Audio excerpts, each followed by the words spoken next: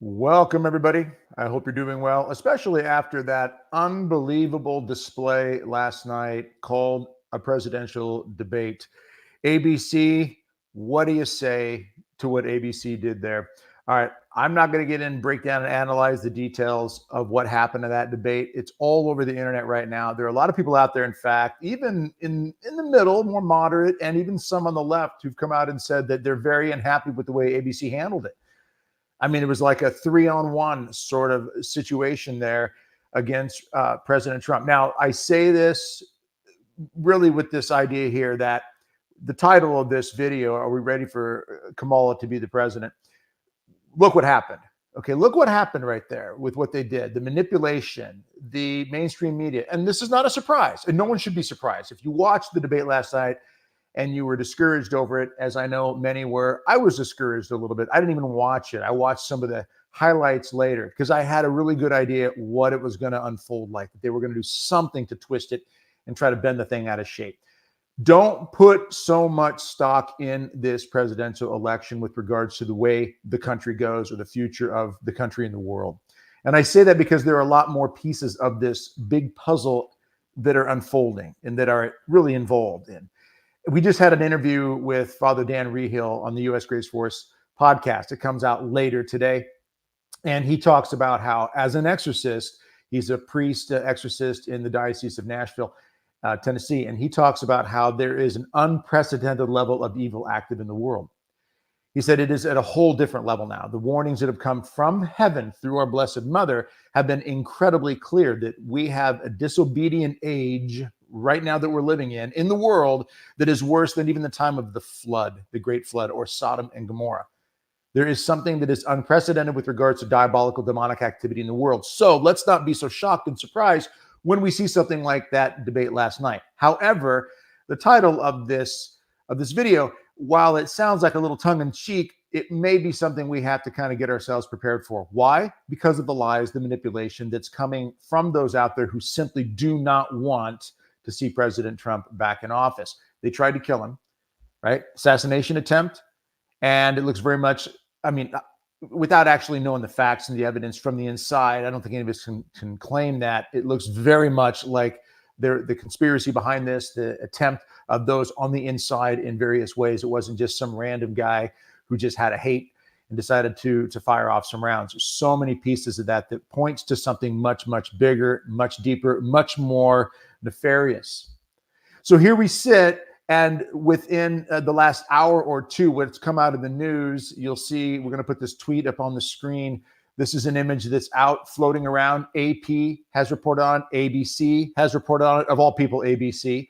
Election officials are warning that there are widespread problems with the U.S. mail system could disrupt voting. I'm seeing it over here on my other monitor, AP News, PBS, ABC, Washington Times. These major news networks, many of them, of course, we know where they stand because of their track record, are starting to get that word out. There could be some problems because of the mail system. We've seen this before. This is like a bad rerun. So when we talk about being ready for who the next president may be, as much as there may be good-hearted people out there who are going to try to put President Trump back in office, and I'm not telling you how I stand or how I feel on this. What I'm going to do is lean towards whoever is most in line with God's truth, and I think that's pretty obvious. There's a great video floating around on a new YouTube channel we have, U.S. Grace Force 2.0. Go take a look at that, U.S. Grace Force 2.0, number 2.0, right? And check out this video from Father Chad Ripperger on what we should do when it comes to voting for someone who we don't think is pro-life enough. And there are many out there who are saying, well, President Trump isn't pro-life enough, therefore I'm going to abstain from voting. And what Father Ripperger does is he gets into the reality of what St. Thomas Aquinas talks about, the lesser of two evils, the doctrine of the lesser of two evils. So please check out that video on U.S. Grace Force 2.0.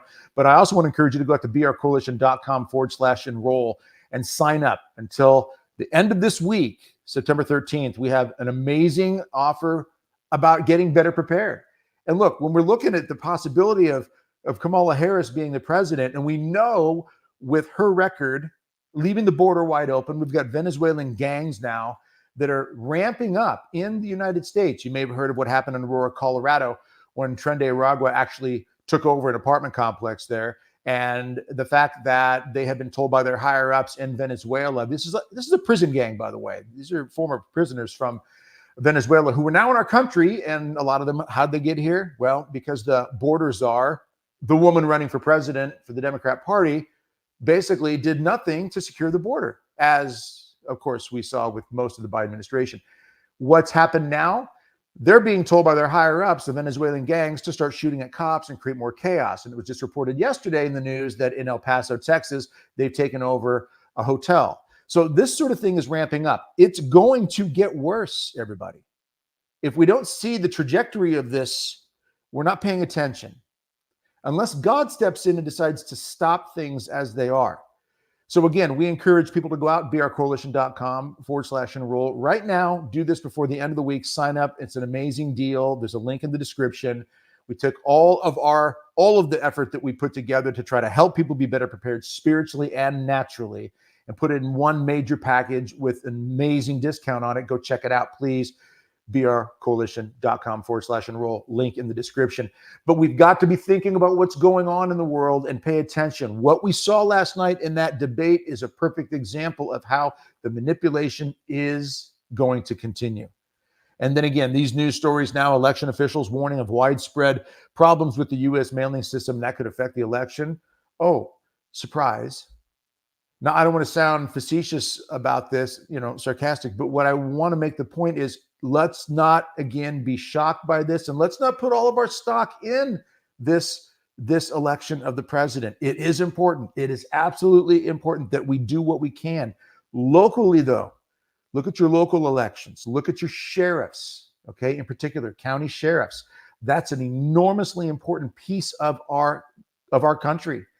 All right, elected officials, sheriff's departments, look at them, vet them, get into that local arena. That's a key area. And I've heard this from retired intelligence officers who work for the U.S. government, retired FBI, people who made their living looking at the communism and the Islamic activity rooted in our U.S. government and other parts of the world. This goes back to Our Lady of Fatima. Here she is over my left shoulder, as always, on these videos. And what did she say in 1917? If you do not consecrate Russia to my Immaculate Heart and pray your rosary every day.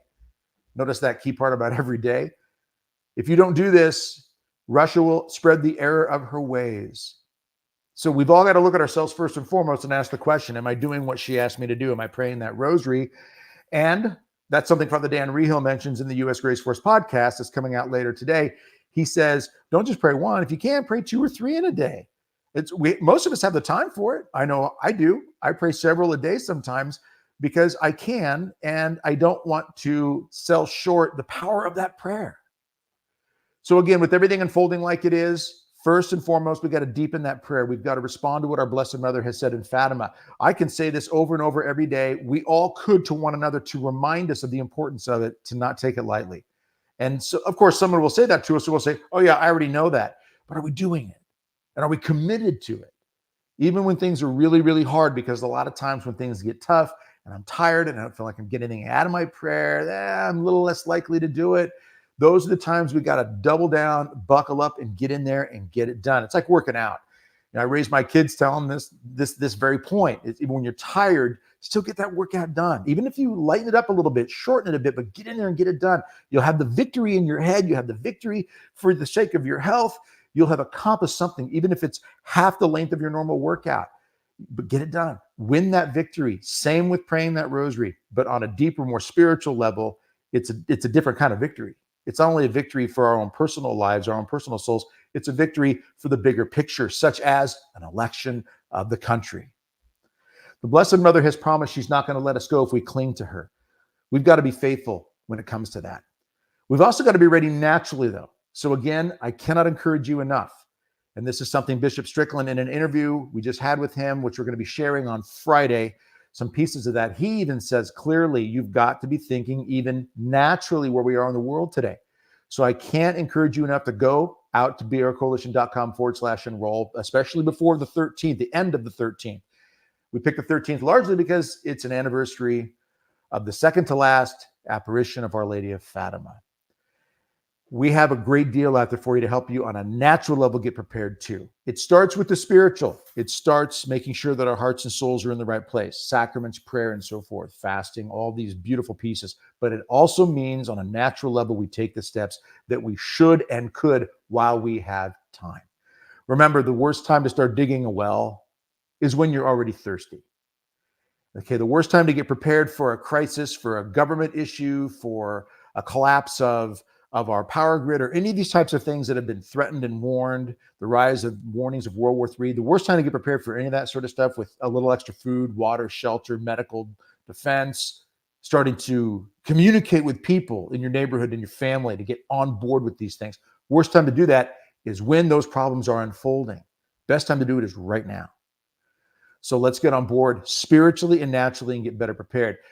I hope and pray that she does not become our president, because it is much more of a communist sort of mindset going on there. And as Father Chad Ripperger said in last week's U.S. Grace Force podcast, you vote for communism one time. And once they're in, you spend the rest of your lives oftentimes battling to get them out. It's a different animal.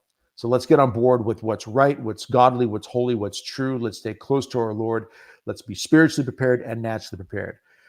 Check out that link, brcoalition.com/enroll. Sign up now. Let's get going on this, because times are real. Times are serious. We're hearing it from multiple different sources, both in the news and in the spiritual realm, such as Father Ripperger, Father Dan Rehill, many others out there who are exorcists, who are seeing the diabolical activity escalate.